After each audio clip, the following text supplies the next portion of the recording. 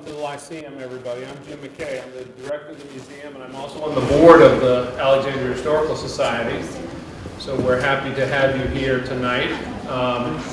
Hopefully you had a chance to look around a little bit downstairs in some of our exhibit galleries and pick up some flyers and some of the other upcoming programs and what have you.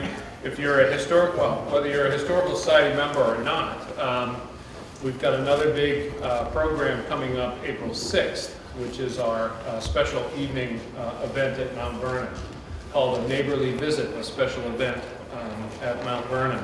And that's going to be the evening of April 6th from 5:30 to 8.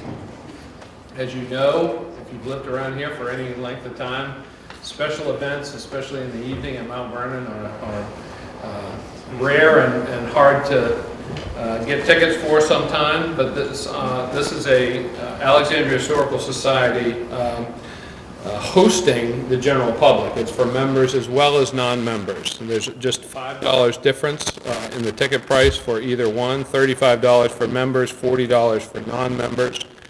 And we'd be happy to collect a check or cash for that downstairs while you're here tonight.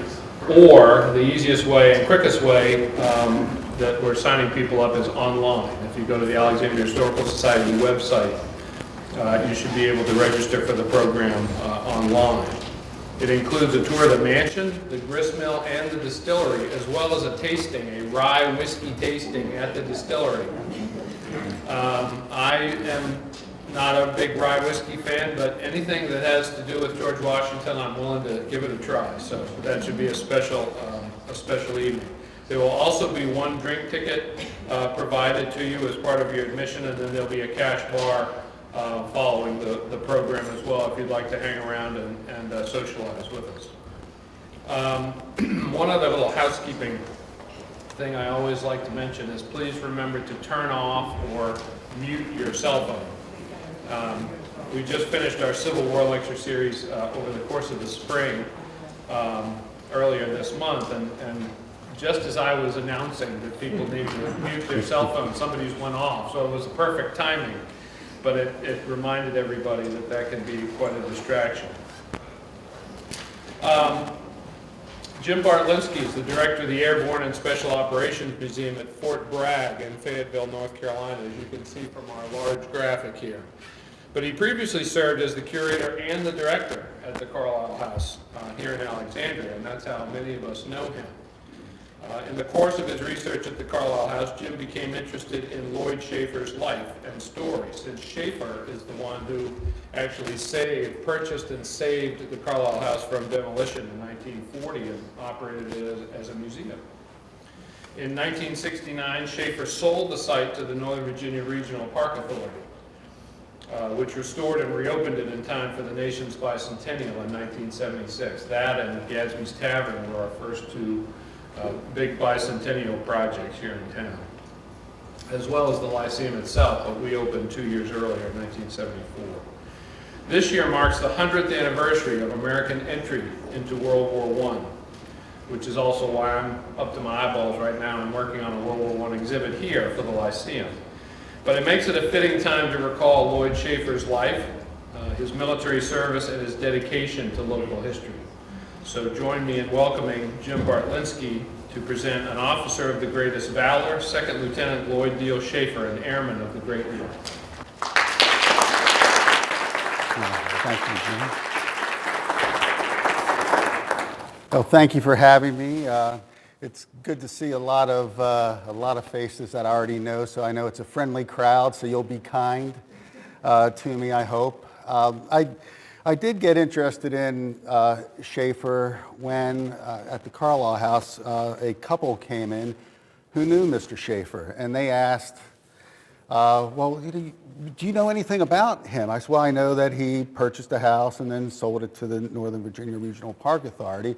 And then they told me, you know that he was a hero in World War I and flew with the Lafayette Escadrille, which he did not fly with the Lafayette Escadrille, by the way. But I remember that we had an obituary of Schaeffer's in our archive.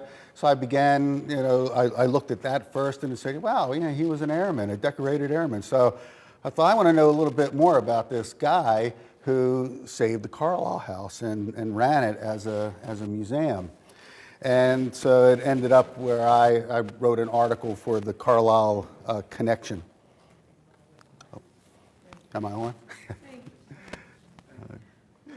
Maybe it was better if it was down, I don't know. But that led me to write an article about Schaeffer. But I'm glad that it's being revisited now with the 100th anniversary of World War I upon us. And the Center of Military History, which my museum falls under, they are commemorating the centennial as well, and they're encouraging all 57 Army museums to, even though if their mission does not relate to World War I, to do exhibits or have programs associated with the First World War. Whoops, what did I do, Jim? So already I'm starting off technology.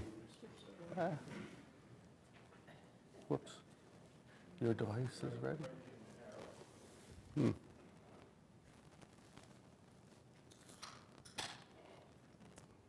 There we go. Thank you. You may have to stay there. But this is the Lloyd Schaeffer that I was introduced to from that obituary picture.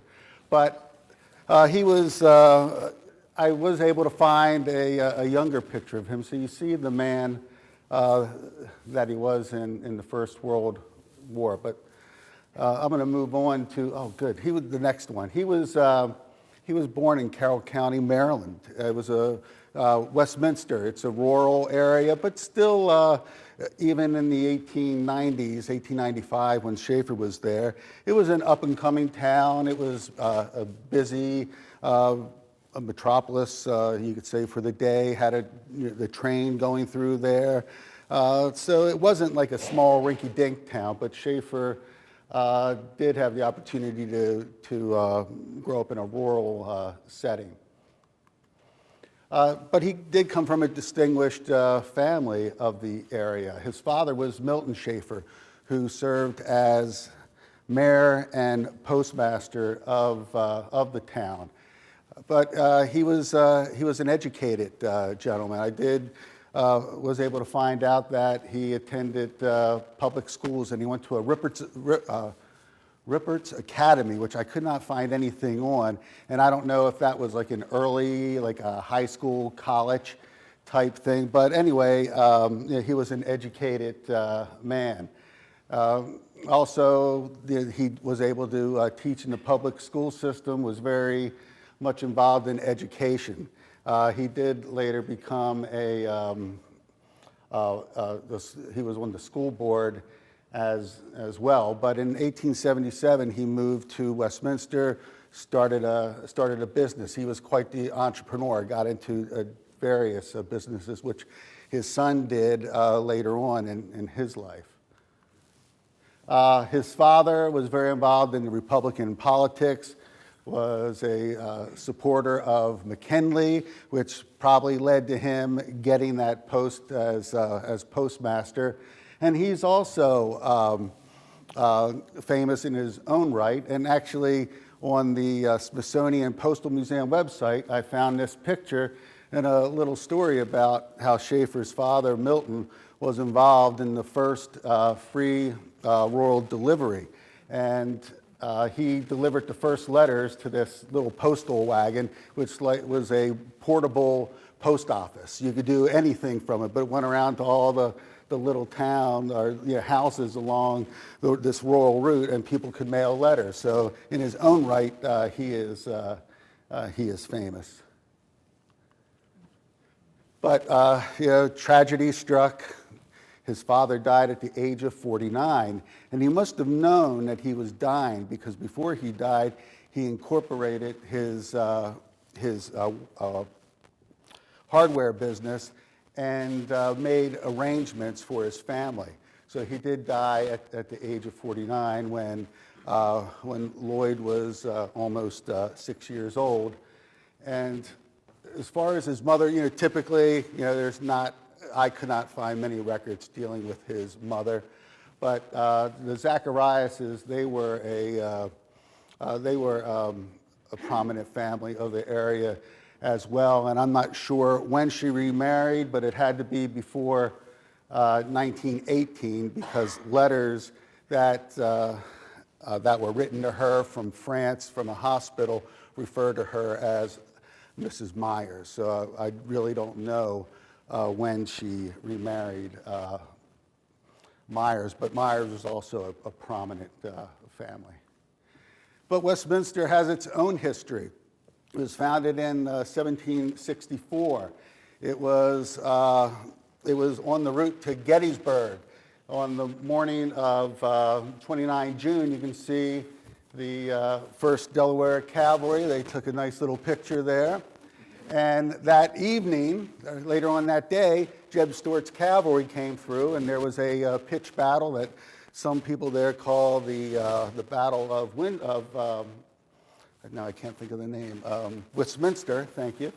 And well, anyway, they were defeated, the Union was defeated, but some historians believe that that little skirmish in Westminster led to Lee being delayed at Gettysburg to be Lee's eyes and ears. But it was a very patriotic town.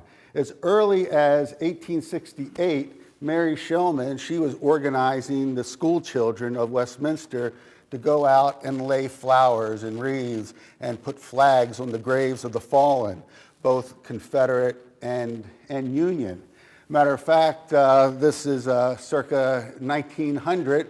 Little Lloyd Schaeffer may be one of these children in there. So you can imagine him experiencing this every Memorial Day, hearing the old timers talk about the Battle of Westminster, and being filled with these stories of heroic cavalry charges and so on. I was able to find a picture of Lloyd. Too bad it was in the newspaper, but there he is right there, a 5-year-old Lloyd Schaeffer in elementary school. I thought that was interesting. A one-room schoolhouse, that's probably every grade from first one up. So we do know that he was staying with his education because he went to Pennsylvania College, which is now Gettysburg College. I don't know what he studied there, but I'm sure there are records of what he did study. But there he is right there, if my pointer works. Was able to find him, and he looks like he was a friendly guy. He has his arms around both his comrades there. But during this time, America was getting into conflicts. The punitive expedition in Mexico against Pancho Villa. He was upset because the American government did not support his presidency, so he was attacking American nationals in Mexico, crossing the border, causing some havoc.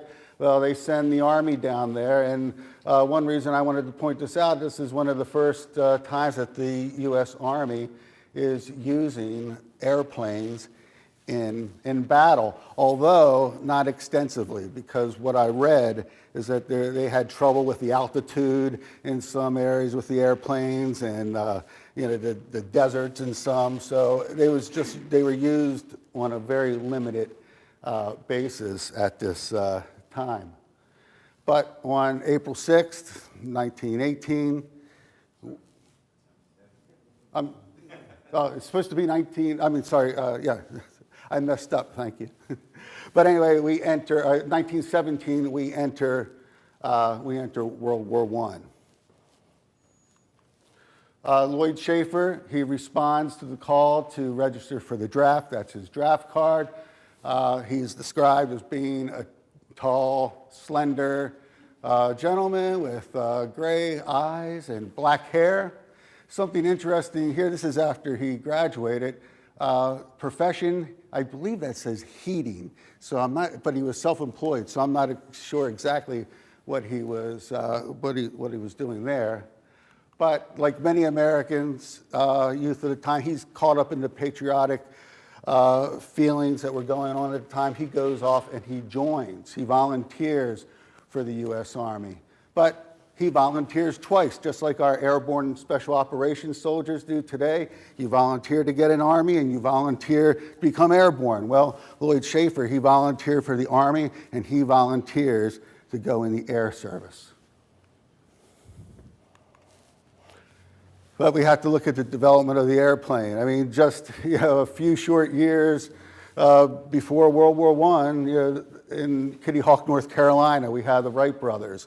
Not too far away from here, in 1909 at Fort Myers, the Wrights are testing their plane, which I believe that's the one that's in the Smithsonian, if I'm correct. And then, what do humans do when something's invented? They think, okay, how can we use it in a bad way? So they have the airplane. They have this Italian pilot. Well, he decides he's going to throw grenades from the planes at the Turks that they are fighting. Now, something interesting, they were getting pretty creative too. They were making, and I believe in the early parts of World War I, little like arrows, like metal arrows that they were like in boxes and just dumping them over. So you can imagine these coming through, piercing somebody in the head or whatever like that. So they started to get a little creative. These airplanes, I mean, really, when you compare them to today, these are like box kites with engines. They're made out of strips of wood, linen covering them. We have a glider in my museum, a World War II glider, which is made very much the same way. And we're talking about aircraft that could fly from the speeds of 94 miles an hour up to 225 miles an hour at the best. They could stay aloft for close to 3 hours, at least in some of the research that I saw. But they're in our terms, they're going up in some pretty crude machines. But Schaeffer, he is selected to go to training at the Princeton Military Aeronautics School. Here's a picture of one of the classes there. They went through regular training, calisthenics, training with weapons, but they also got extra training, like how to care for aircraft, to do repair on engines, to even take apart machine guns, put them back together, and wiring, like here's a picture of them, like wiring the navigation wires of the airplane. So they pretty much, got to learn everything about their aircraft. I can't imagine a pilot doing that today with all the technology that we have.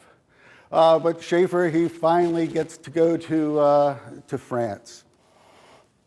And he arrives on November 23rd, 1917. When you see a larger picture of his uniform, you'll notice that he has a little patch like that. It only has one wing. That's for an observer bombardier. If he was a pilot, it would have two wings. It's kind of sketchy on where he trained in France, but I think we could find that with more research. But these are some of my best guesses of where he went. But basically, he was getting more training in navigation, in taking surveillance photographs, how to spot for artillery, flying lessons, shooting lessons, and the whole 9 yards there, and also bombs. You can see that they're loading some bombs on a plane there.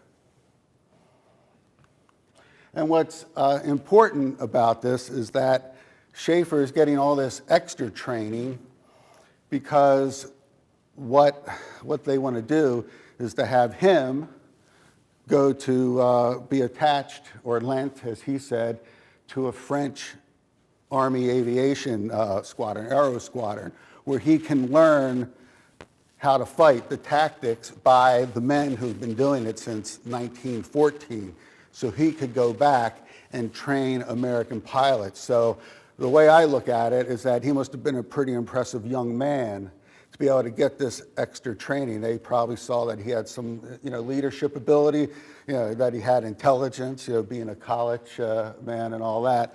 So he is attached to BR66. Now, he becomes a member of the 20-minute club. Now, I know what you're probably thinking, but what it has to do with is life expectancy.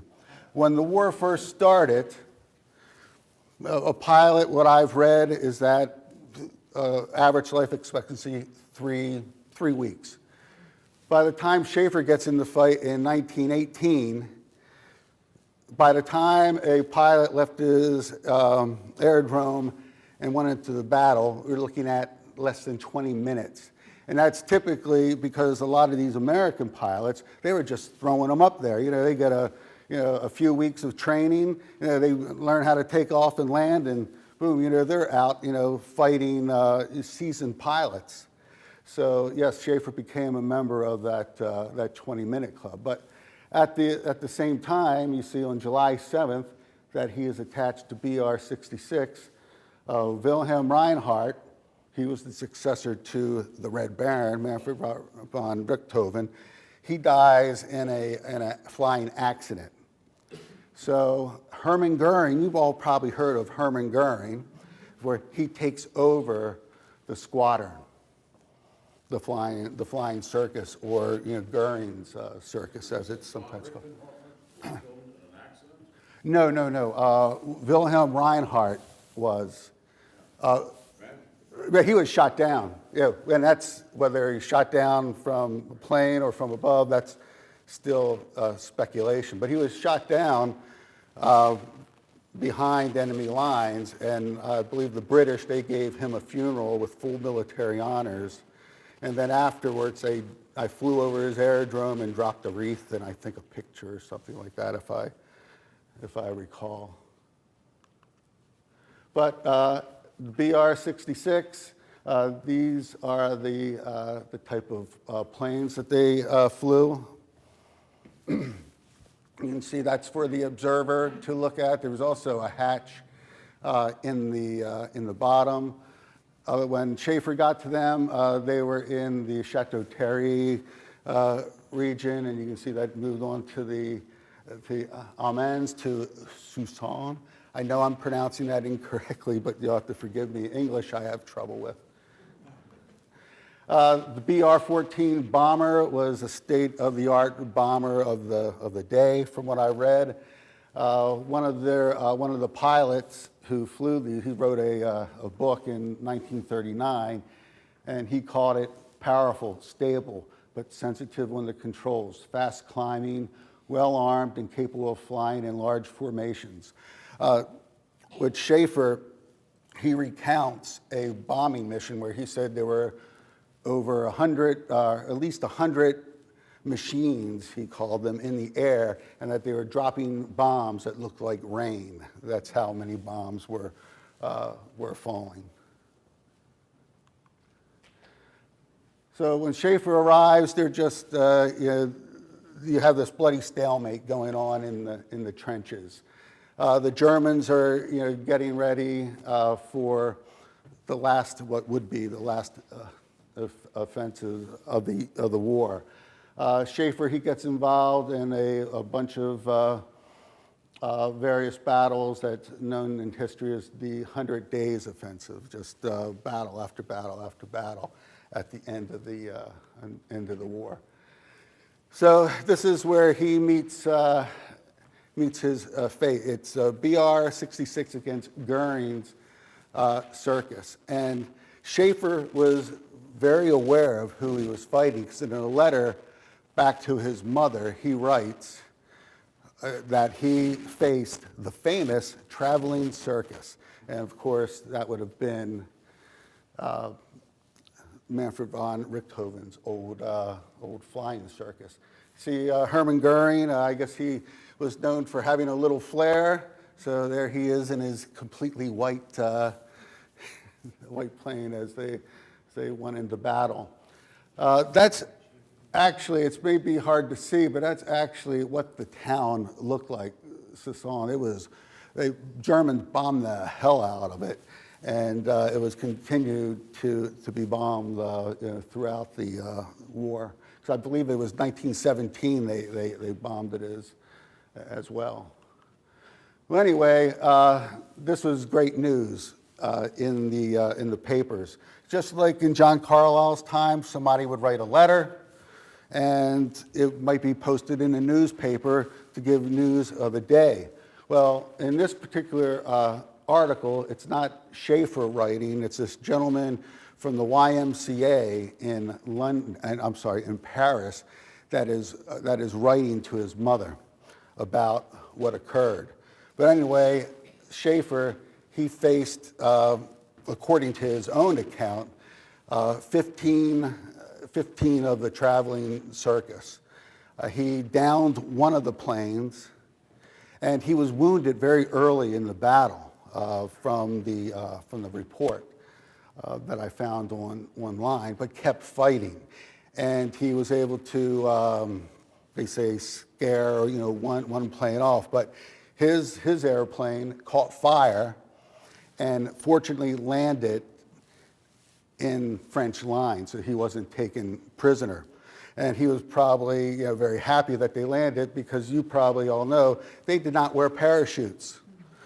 Well, first they thought, well, the extra weight would be bad, but also, these were knights of the air. They thought, well, having a parachute would not be manly enough.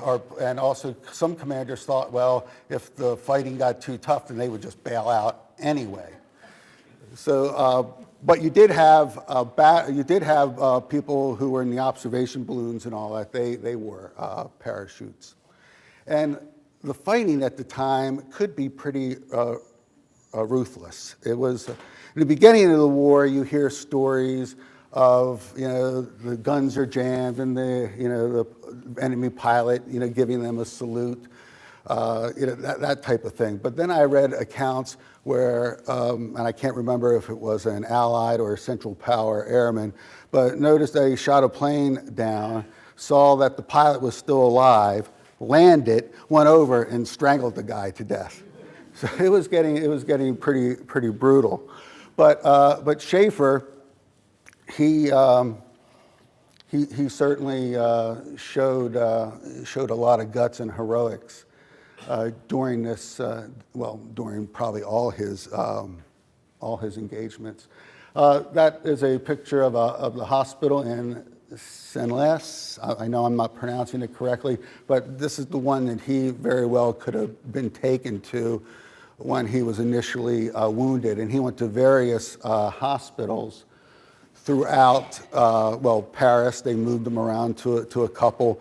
And if those of you who read my article, you know that he writes a letter home when he's recovering, where he's in his pajamas with a bunch of other guys going around Paris seeing the sights, which are quite interesting. But he was awarded the Croix de Guerre. Thank you. Yeah. Thank you. The work for bravery, he got 2 palms. He was also awarded the Blessé for his wounds. That's like our Purple Heart. And the one that probably meant the most to him is the one given to him by his comrades, his French comrades. The symbol of the escadrille, BR66, which you see here on his uniform next to his wing. And that was the men came to him to the hospital, pinned that on him, and he writes to his mother, "Oh, I was so tickled that they did that." He was one of 2 who ever received that. One of only 2. So to me, that shows that he earned the respect of the men that he was fighting with. That he probably came in, this young American, the French are saying, "What's this kid going to do? We have to train another one up," or whatever. But then he shows himself well in battle, and that they think enough of him and his valor that they give him that. So to me, that's very important to maybe showing the type of character that Schaeffer that Schaeffer had. By the way, that picture was probably taken in 1919 because he was Grand Marshal of the Westminster, Maryland 4th of July parade, and they speculated that he wore that uniform then. But this is his legacy, the Carlisle House. I think these postcards, they have to be from his time. But if it wasn't for him, the Carlisle House wouldn't be here. But I think it's more important that we recognized what he did during the Great War, the First World War, and his sacrifices that he did. And it's just interesting that we have two very different and dynamic people associated with that property. Thank you very much. This is some information about where you can find information about different World War I events, commemorations, and so on. But subject to your questions or comments. Yes? So when he was fighting, when he was a pilot, was he with the French military? He was in the U.S. Army, and he was attached to the French. That was his assignment. So he was with the French? Yes, he was assigned to a French unit. On the piano. Jim, The microphone, Jim, on the piano. it's been some time since I've read your article, but what brought Lloyd to Alexandria? What did he do? Why did he buy the hotel? Do you have that? I just, at some point, he moved to D.C., he was married, and started various businesses around. I don't really know why he purchased the Carlisle House. I just speculate that he was an educated young man. It seemed that maybe he had a sense of history for where he grew up, where he was in Paris, and the events that he were involved in. Maybe that gave him an interest. But I did find that he did, in 1919, he joined the Sons of the American Revolution. So he definitely had an interest in history and his own genealogy and his connection to that period of history. I can only, guess that. It's only easy to find out the cost, the price he paid, the price he sold it for. Right here in the courthouse. Probably would. Wouldn't that be interesting? That would be interesting. And I don't know, it could have been a business opportunity for him as well. I do have a little bit on that. Darrell Winslow was the executive director of the Regional Park Authority at the time. He's still alive. And I asked him about Schaeffer because he negotiated the deal with Schaeffer. And Darrell would tell stories about how the hotel had gone literally into almost a flop house, an apartment house, and how you had to use a flashlight to get around. It was really weird. But they kept that Carlisle House open as sort of a tourist attraction. You pay a couple, maybe a quarter or so to go in there, and it was kind of bizarre inside there. I think they had the purported baby carriage of Benjamin Franklin. But anyhow, it got people coming. That would be interesting to find out But more I think, about that. If you look at the house, why he kept that house and not tear it down, probably you're right. He had a sense of history. That's the only thing I can think of because of the connection with the Sons of the American Revolution. He also was a Mason, and Carlisle was a Mason as well, so who knows? Yes. You know, how was he was wounded, but what was his wound? Oh, his wounds, he was five wounds. He got shot in, his back was really shot up in his arm, his calf, his knee, and he was shot with, he said they were explosive rounds. And that's probably what really messed his shoulder up, because if we go back, so they talk in the records of how his arm was paralyzed.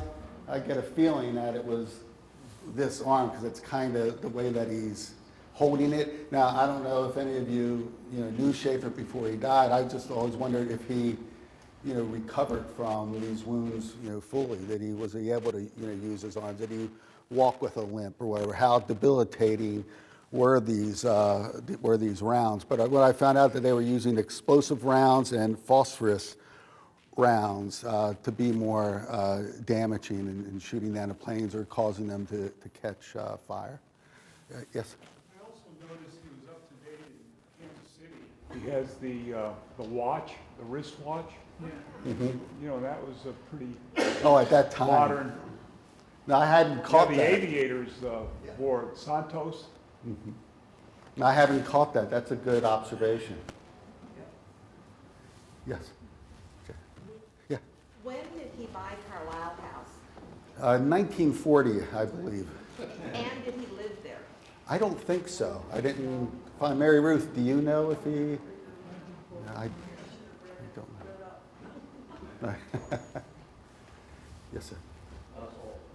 As an observer, presumably, he was in the back seat. Yes. You know what happened about? No, nothing is said about that. I was wondering that myself.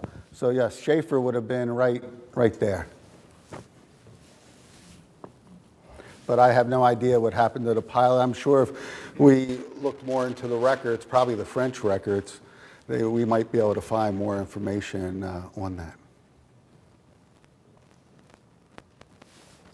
Was he shot down by machine gun or by anti-aircraft? Do you know?